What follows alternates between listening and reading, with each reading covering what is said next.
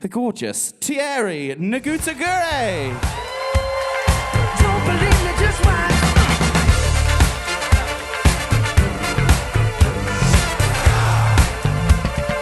Don't believe me, just watch. I was dying to do that. I know what you're thinking. How the hell did Kirsty get Idris Elba on here? Right?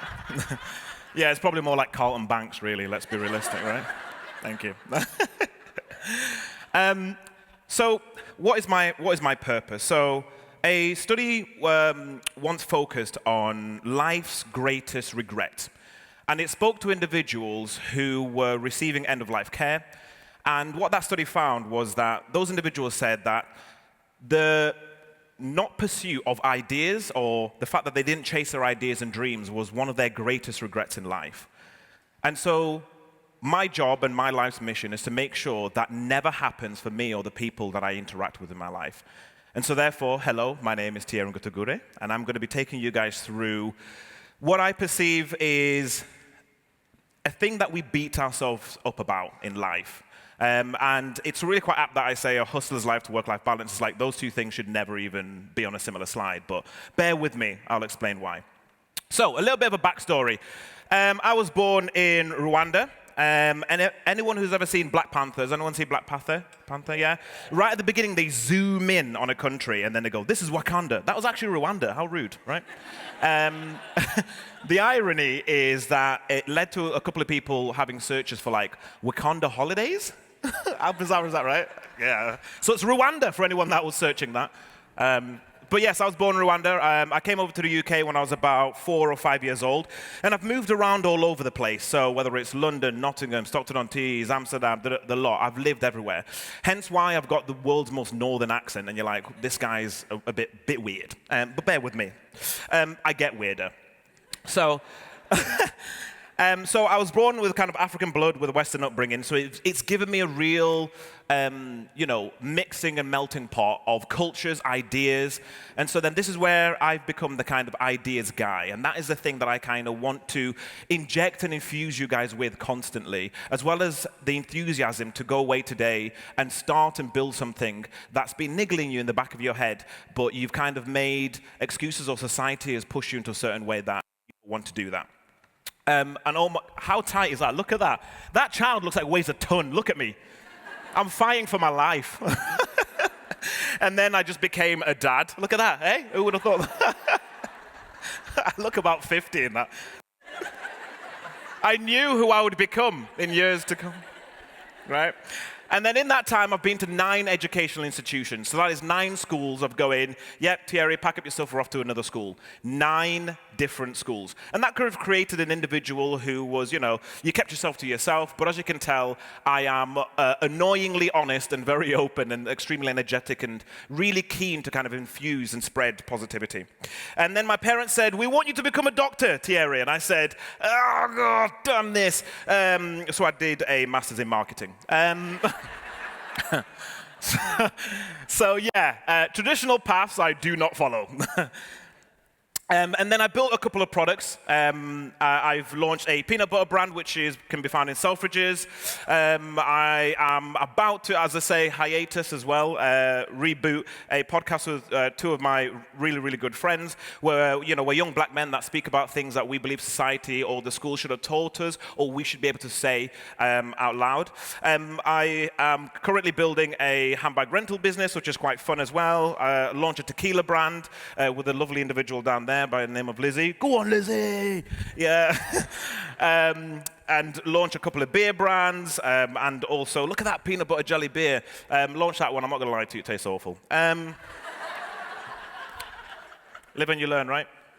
Cool. And context of the bull semen. So for anyone who was here last year, long story short, my granddad gifted us a bull, me and my sister. My sister was too young and said, I'm not paying for that bull, that's ridiculous. I said, I'll give you a couple of quid for it. She said yes. I've mated those, and we then had 15 cows and bulls, and then I thought, how do I make more money from these things? Semen. Artificial insemination, and I sell bull semen. See, there's always an opportunity as long as you look hard enough. Okay? But in building all of these ideas and brands and projects and things like that, people are like, how the hell do you balance your day? Like, also I have a full-time job, which I absolutely love with a passion. And so then I've been called all kinds of things where I think people meant it as a bit of a, they meant it in the nicest way. So things like, you're honestly relentless. And I never really understood how to take that kind of thing because from my perspective, I kind of wake up and I do what I kind of love every single day as much as I can. I don't love everything, but I try my best. But the idea that the compliment of being called relentless was a compliment felt really weird to me. But because I felt like I had no choice. It felt like I had this purpose that I'm kind of being dragged throughout life to just come up with ideas and execute them, come up with ideas and execute them. And so it got to a point where kind of society rewarded me for this, so I continued to do more. And when I say more, I am building brands, 9 to 5. I'm getting married in October. Taken, ladies. Soz. But I continue to do more and more and more and more. And this is the lived experience of many. How cool is that picture, right? And when I say the lived experience is because we are constantly trying to find enough time to go to the gym, to go to work, to have a skin routine, to have a hair routine. Oh my God, I've got to drink my daily greens. Oh my God, I've not done this. Oh, I've got to wear this. I then read Stephen Bartlett's podcast and I'm not breathing right when I'm sleeping. I'm like, oh God. I'm like duct tape for my lips. What is happening?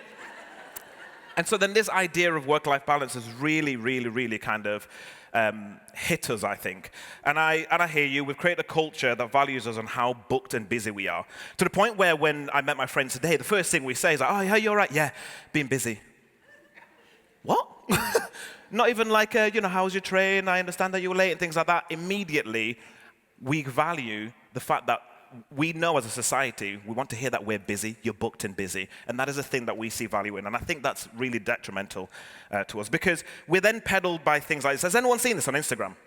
Where it's like, by the age of 20 or 30, you should have opened a business, you should be investing, escaping the 9 to 5. What does that even mean? I run away from my job, does that count? No? You should be, you should have a fitness routine, self-development. This is what I was doing at 20. So, I'm not quite sure what Instagram was kind of thinking, but it just goes without saying that, like, these things aren't reality. And when we see them online, we peddle it to each other, and we're asking each other, are you busy, et cetera, we're playing into this very narrative that being busy is part of your value. But then on the other side isn't much different. We've got a bit of a small culture going around like quiet quitting. But I don't believe that quiet quitting is the thing that we're trying to really define. I think the thing we're trying to define is actually like, what are boundaries ultimately?